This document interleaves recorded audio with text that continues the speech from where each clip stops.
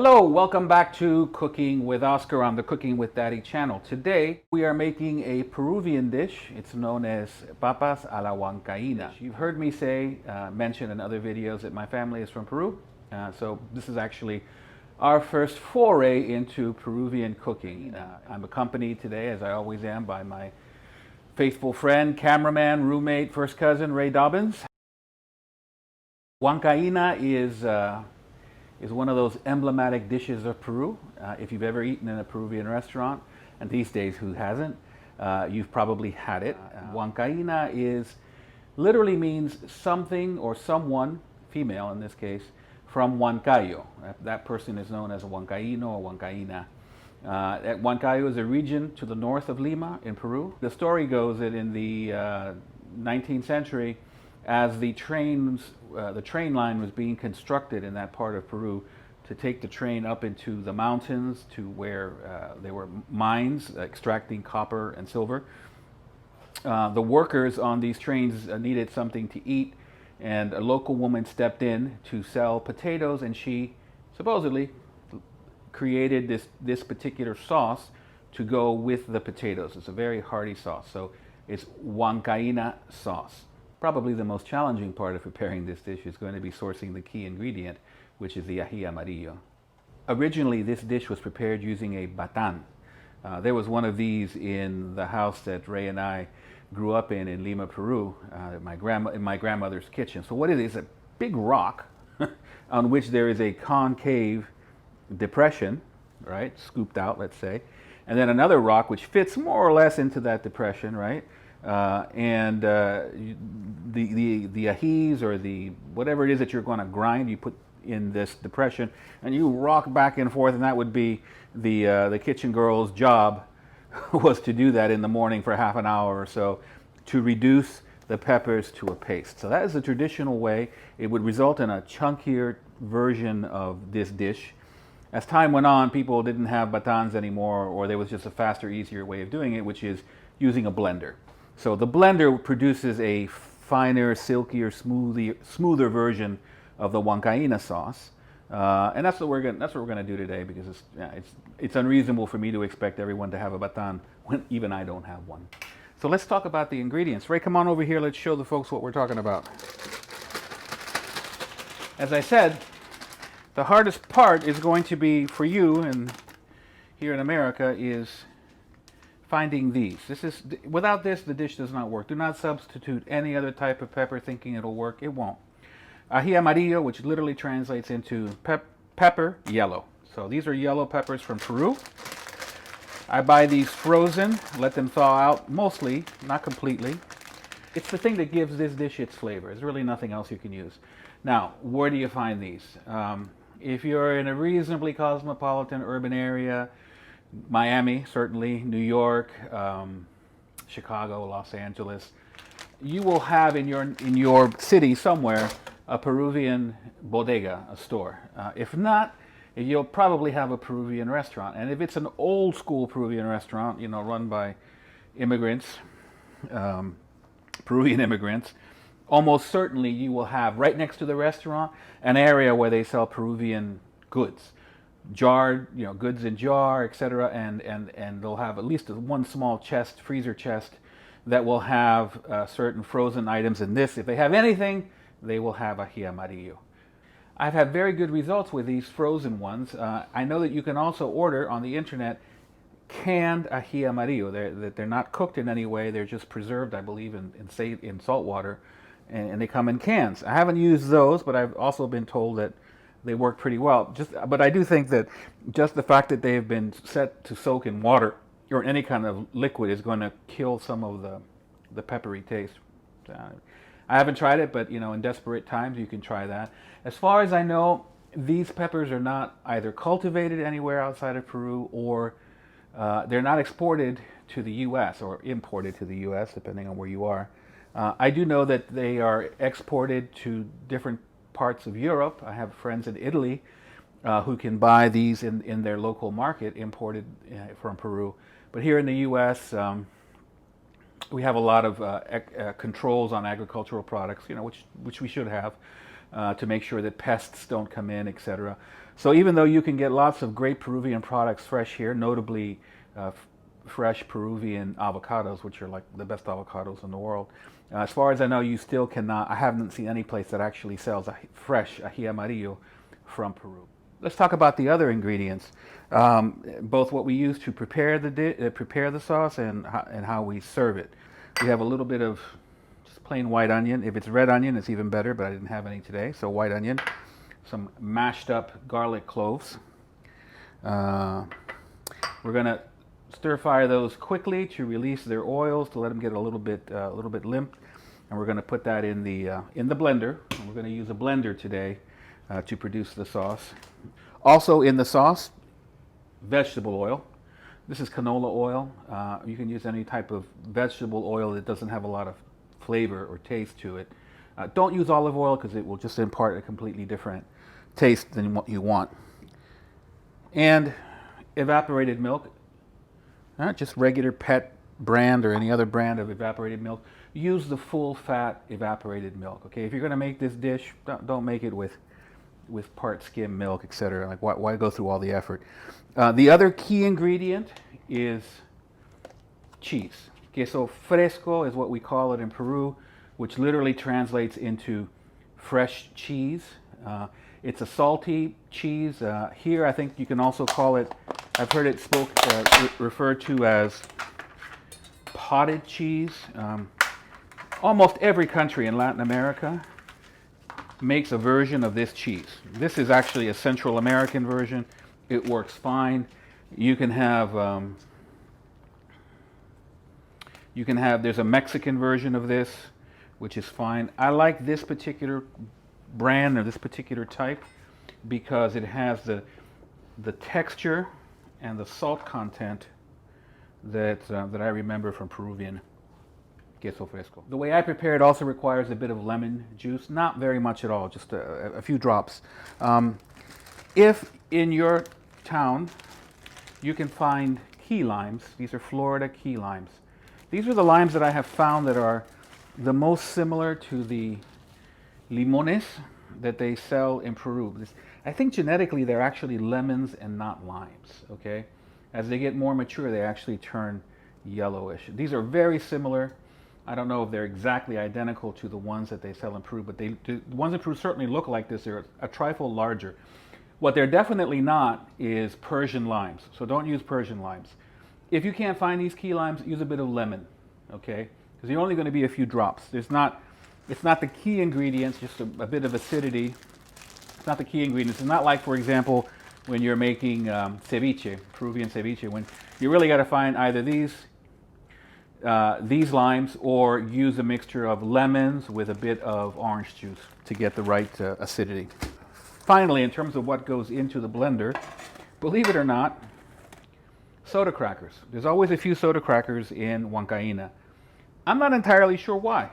Here in the US, these export sodas from Keebler, which you can find in most markets, I'm sure, are the most similar to the soda crackers that you get in Peru. And these are the ones that I use. Don't omit the soda crackers. Believe it or not, it won't have the same, your sauce won't have the same taste if it doesn't have the soda crackers. What else goes into this sauce, into the actual sauce in the blender? Egg yolk, cooked egg yolks from hard-boiled eggs, okay? Just a couple. It helps with the color and it helps with the consistency of the sauce. When it comes to the actual plating of the dish, there's a few ingredients that you're going to need. You're going to need, if you want a traditional presentation, you're going to need some bib lettuce or some Boston lettuce. This very delicious, soft, hydroponic lettuce. You're going to need some of that. The other ingredient on a plate, if you want the classic presentation, you have to have Peruvian olives. These are a particular type of olives and they're cured in a particular way. These are known as aceitunas de botija. A botija is like a clay amphora. And this is where they're set to cure. They have a very particular strong flavor, quite delicious. You can find these, definitely you can find them online. Different people import them to the United States. You can find them again in your Peruvian bodega. Absolutely, they will have them there. Also part of a classic presentation is always hard-boiled eggs, okay? I'll talk a little bit about how I make hard-boiled eggs. I think I've I've adopted a foolproof method. I'll talk about that in a moment. But I want to point out that that a hard-boiled egg, a proper hard-boiled egg, looks like that. Okay, this is a hard-boiled egg, but you notice the yolk is still creamy. It's not chalky and hard and crumbly. Any yolk that you see like that in a hard-boiled egg means that the egg is overcooked. This is how it should look. I can't stress enough how important it is to use gloves when you're working with ají amarillo. They're significantly more spicy, peppery, than most peppers that you deal with in this country. Like they're a lot hotter than jalapenos, for example. Probably hotter than Scotch habaneros. I'm not sure. But if you don't use gloves, the pepper, the pulp will get under your fingernails, and then God help you if you accidentally touch your eyes or your nose with the hand that has this that has the ají amarillo on it, because your eyes will water and sting for like the rest of the afternoon. Food safety gloves. These are different from just regular surgical gloves. They're actually gloves that are created that don't have any impact at all on food. Ají amarillo, accept no substitutes. I took them out of the freezer about an hour ago. They're mostly thawed out, but not entirely thawed out, which is good because it makes it easier to deal with them. Again, you got to wear gloves. Chop off a little bit of the end, the stem end. Get rid of that tip. Do a little circumcision of the tip. Split it down the middle. This one has a little bit of corruption. And then what I found is easy is just use a regular teaspoon to scrape out the seeds. Every recipe for papa la huancaína, for the huancaína sauce, you use deveined and deseeded ají amarillo. You got to get this. You got to get the seeds and the veins out, or because this stuff is bitter. You don't want that. It's really easy to scrape them clean if they're a little bit frozen, as these are. They're still just a tiny bit frozen. They're not frozen rock solid, because that would be counterproductive.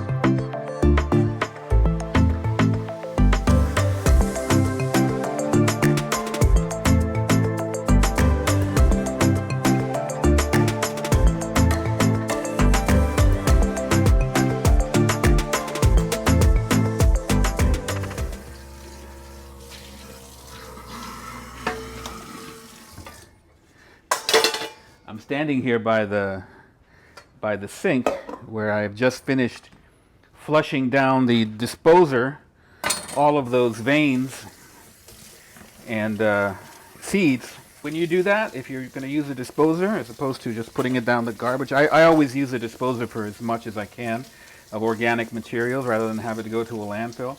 But as you stand next to it and as the disposer does its thing, mashing up those peppers and those seeds and veins, I started to cough like, oh man, that's strong. And while we were doing that, Ray was relating the anecdote of how when he was a child in the kitchen in Lima, they were preparing something with ají amarillo, probably huancaína, and he was 5 or 6 years old, and he touched at some point he must have touched the peppers, and then he touched his eyes, and of course, hilarity ensued because it really hurts like a mother when you do that. You touch your nose or touch the delicate membranes of your eyes. You won't forget it ever. And of course, our grandmother, with her with her typical understatement, said, "What happened to you? Why are you crying? Oh, you touched the ají amarillo. Oh, no, you shouldn't do that." still wearing the gloves, and I'll continue to wear them until I'm finished dealing with these yellow peppers. And also I wear, especially when you're going to start putting things in the blender, these amarillos, wear some eyeglasses, goggles if you have them. Wear something to protect your eyes from anything spitting back at your eyes with especially these peppers, okay? So believe it or not, we're actually ready to begin assembling the sauce, which happens in a blender. But first, we need to saute the garlic, mashed up garlic, the onion. Don't have to do any great job of cutting these up. They're going to be in the blender anyway, so just a little bit. And we're also going to add 1 or maybe 2 of these ají amarillos. It's also going to be sauteed. The rest do not get sauteed. The rest go in just as they are. And we're going to saute them in a bit of vegetable oil. Again, don't use olive oil for this. Don't use olive oil for any part of this. A little non-stick pan with some vegetable oil, canola oil in this case, over medium heat. Start with the onions. We always give the onions a bit of a head start. And the object here is to release the essential oils in these greeneries to add flavor to the dish. So we're going to give those a bit of a head start, then we'll add the garlic and the ajís. Now, one step that I haven't taken with the ají amarillo, which sometimes you can take depending on your tolerance for pepper, for heat, spiciness, you can actually put these in, drop these in a pot of boiling water for a minute, just for a minute, and then immediately rinse them and drop them into a pot of ice water to stop the cooking from happening. That type of parboiling will reduce a bit, well, reduce by let's say 10%, 20% the amount of fire in these peppers. And I do that sometimes when I'm making this, let's say for my dad who doesn't have much tolerance ever in his whole life for spicy foods. God knows why he married a Peruvian. But since this is a more traditional recipe, and since Ray will sneer at me if I do that, I'm just going to go with the usual straight in. Now that the onion has had its moment of glory, boom, in goes the garlic. And we can also add the ají amarillo. This needs about 2 or 3 minutes maximum to saute down. You don't need to add any salt. In general, when you make Huancaína sauce, be very, very careful with the salt. Don't put any salt in until the very, very end. Why? Because the cheese that you're going to use, queso fresco, already had a lot of salt. Okay, so if you have to let that cheese sit in the sauce for a little while, for a couple of minutes, to dissipate some of its saltiness. Then you can taste it, and if you need salt, you can add it then. But don't add salt at any point along the way until the very, very end, if necessary. And I'm here to tell you that it probably won't be necessary. And this is a guy who loves his salt. I think this is fine. Right? Doesn't have to be brown. It shouldn't be brown. So we'll turn this off. And in one fell swoop, follow me, Ray, it's going in the blender.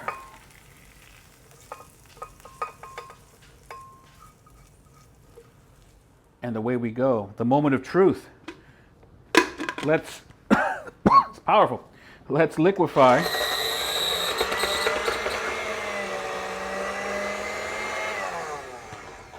Let's start the liquefaction process. Let's aid it a bit with some of the vegetable oil and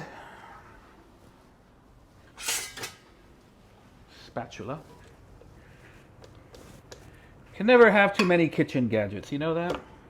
There's actually a formula for how many kitchen gadgets you need. The formula is n+1, where n represents the number of kitchen gadgets that you currently have.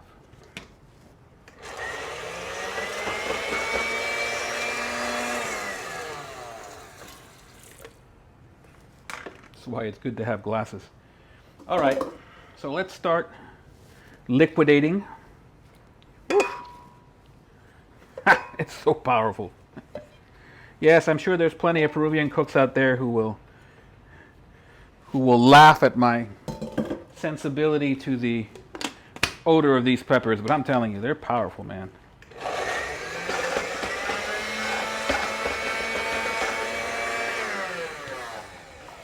It takes a bit of working to get this to a liquid state. Let's jam it in there.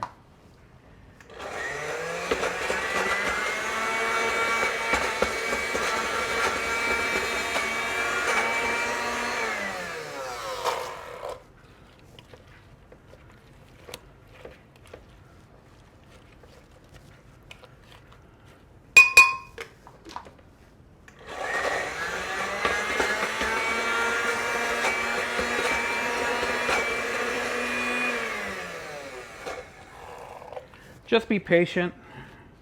Now you could speed this up by adding the cheese to it right now, but I'm not doing that because I want to get this to a paste so that I can reserve some of the ají amarillo paste in a separate container so that I can use it to correct the taste of the Huancaína at the end. If it's not strong enough, I can add some to it. So you always want to save a little bit to do the final taste correction at the end.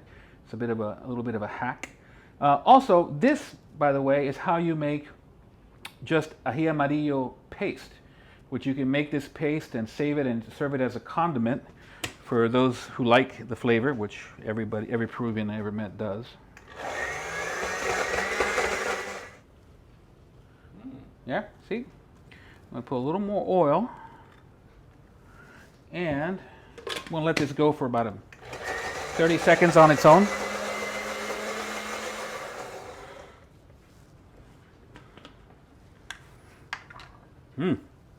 Powerful. So let's be wise and set aside a little bit of this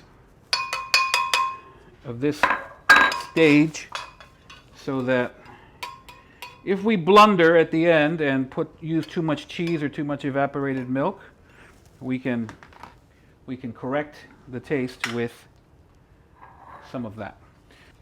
We're going to add more oil. I want to get to about half a cup worth of oil. So since I had, a little bit more. Since I had a half a cup. I'm going to take it back. I want to get to a quarter cup worth of oil. I want to get to about 1/8 of a cup of evaporated milk. I'm going to toss in the egg yolks. This is the deluxe version of Huancaína. Egg yolks. And we're going to take this out for a spin.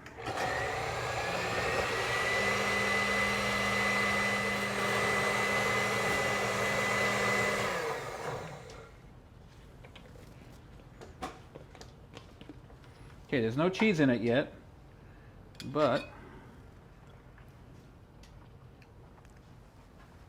ooh, that's peppery. That's hot. Whew. Even Ray would approve of that. Again, if I were tasting this without anything else, I'd say, oh, that really needs salt. I'm not going to put any salt in it because now we're going to put in the cheese. And the cheese is salty.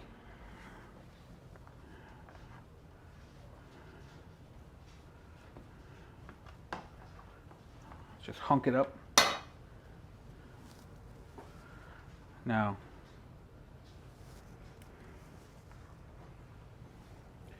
what will give this a very smooth texture is not the cheese. The cheese will make it chunky. It's the combination of the evaporated milk and the oil that will make this silky smooth. And if you just let it go for a long time in the blender. And the cheese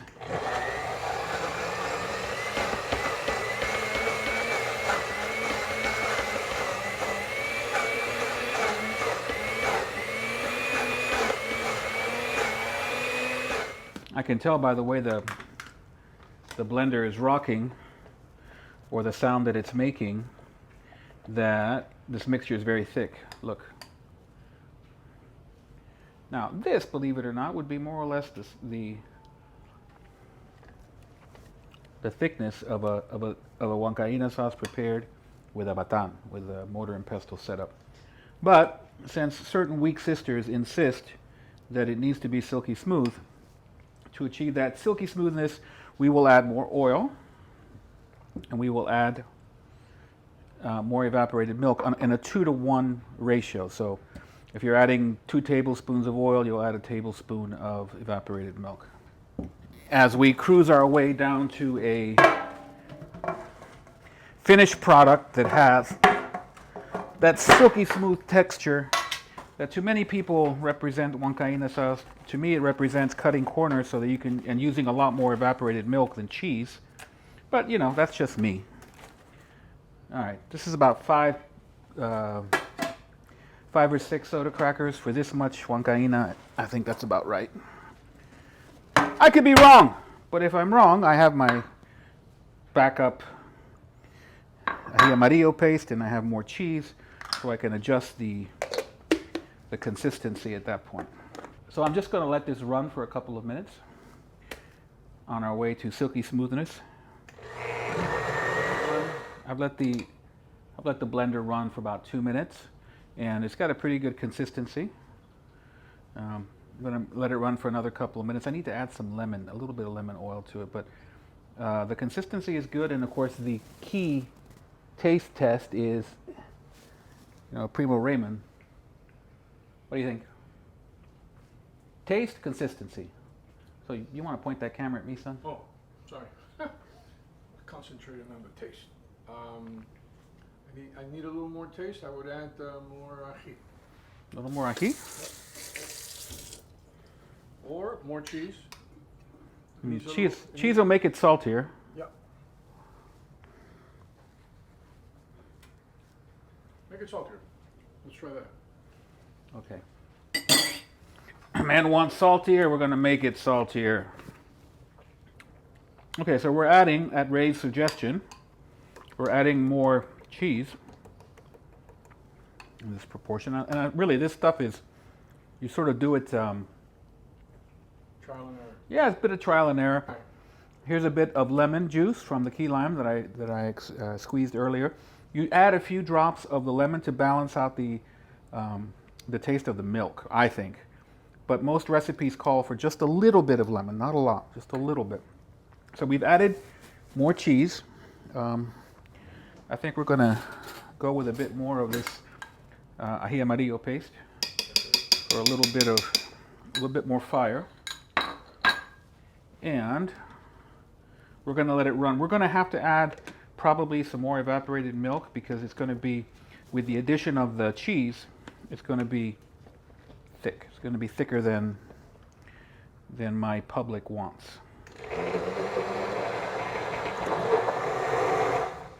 All right, Ray, let's take a look at it. We're being careful to always wipe the spoon down between tastings, huh? So I think that this is a good consistency. Yeah. So a bit of trial and error. Now what you don't want is you don't want it runny. You don't want it runny with too much liquid.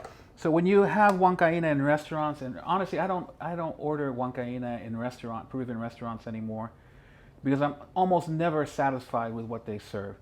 In order to stretch out the ingredients, so that they don't want to spend more money on the peppers, or especially on the cheese, they end up putting a lot of evaporated milk and vegetable oil in their dish, in their sauce.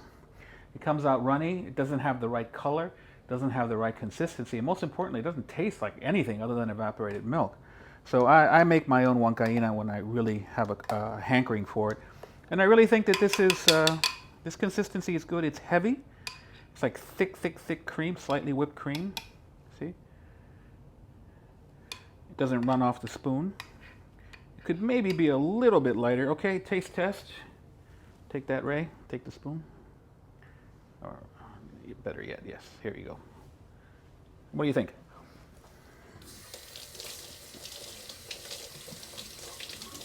Very good. Needs a little salt. Okay, I'm not going to add any more cheese, which is where you get most of the salt from in this dish, because I don't want it to be any thicker than what it is. So remember what I said earlier? There might come a point where you will add salt but it will be very much at the end of the process, and that's what's happening now. We will add just a little bit. Since I have somewhat insensitive to salt, Ray is usually my my guide when it comes to. I always have him taste to make sure that I don't have too much salt in the dishes that I'm preparing. So I think we're in. Anything else? Oh, we added more cheese. We added a little more of the ají amarillo paste, and a little bit more of. We added a little bit of lemon. And now I think this is going to be the final countdown here of this.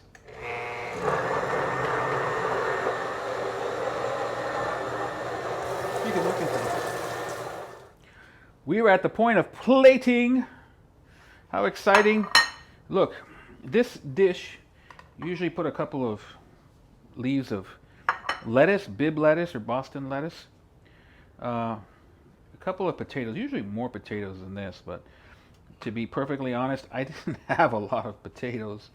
It's something I overlooked making papa a la huancaína. All of my focus was on making the sauce, and I overlooked the fact that my potato larder was empty. You typically serve this not with these golden yellow potatoes, though there's nothing wrong with them. You usually serve them with sliced white potatoes, and these are just plain boiled potatoes. Okay, nothing happening here. Put a little salt in the water, just a little bit. Start with cold water, add the potatoes, and from the cold bring it up to a boil. And keep an eye on it, make sure that it's not, make sure that the potatoes aren't overcooked, because then they'll be gummy and disgusting. And every Peruvian you ever met will laugh at you at your inability to actually boil potatoes. And I probably shouldn't use these ends because they're not very pretty, but since I only have 2 potatoes to show you how to plate this up, I'm going to use them all. Okay, so potatoes. This, by the way, is an appetizer. It's not served with a meal. It's served independently to start the meal. It's an actual appetizer. So you wouldn't put this on a plate with, with roast beef or anything else like that. It's just an appetizer. And then typically, you start with 1 or more hard-boiled eggs. And try to do a better job of cutting them than I just did. Yes? Look how beautiful those yolks are. Put them. I'm going to go with more eggs than usual because I have less potato than usual. Yeah. Not gonna look right. What's that? Not gonna look right. What, too many eggs? Eggs, yeah. All right, we're going with 3. Egg is. No one is going to ever complain about having more hard-boiled eggs on their plate. Okay, now we're going to add the actual huancaína. Oh, this is great. This is the best part. The best part. Up here. Do our best not to drip it on. Ooh. I think that consistency is just about perfect, Ray. Sorry que te lo diga. No, I agree.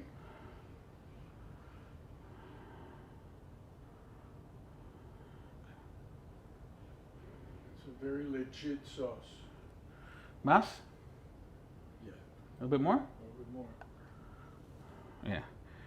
He says a little bit more because he's going to be eating this. Yeah, actually, I messed up here. You shouldn't put these eggs until the sauce is on there. Otherwise, you could do what I just did, which is drip huancaína sauce on the egg, which doesn't make for a very nice presentation. Okay, and finally, the olives. I'm going to put 2 olives. Some people may complain that it's not traditional, but what the hell. And there you have it, my friends. Papa la huancaína. This is a traditional plate. Now, if you want to make this for a party, what you can do is you can make the sauce, and you can boil up some small potatoes, the kind that you don't have to peel, those fingerling potatoes, or there's even smaller potatoes available. And you take those and you boil them up till they're tender. Put them in a bowl with some toothpicks, some frilly toothpicks, and some of the huancaína sauce on the side, and you can actually dip and eat. Hopefully nobody will double dip. Anyway, this is one of my favorite Peruvian dishes. I I hope you get the opportunity to make it. If you do make it, drop me a comment. Tell me how it worked out for you. If you need any help, if you have any questions, if you need some help in maybe sourcing the ingredients, just drop me a comment and I'll try to help you out. But this is worth the effort. This is really quite delicious. It's one of the emblematic signature dishes of Peruvian cooking. And if you make it, you will astound your friends, especially if you're not Peruvians. Anyway, thanks for accompanying us today. Thanks again to Ray Dobbins in particular. You may have noticed that today it was a lot more of a collaborative process between me and Ray. That's because we have our very specific ideas of what this sauce should taste like, what the consistency should be. So you actually saw us in a in a bit of a negotiation on how it would be, because honestly, Ray in the past has not been particularly complimentary of my Huancaína. He thinks it's way too chunky and not silky smooth enough for him. The big sissy. But he likes this, so we're good. Anyway, see you soon.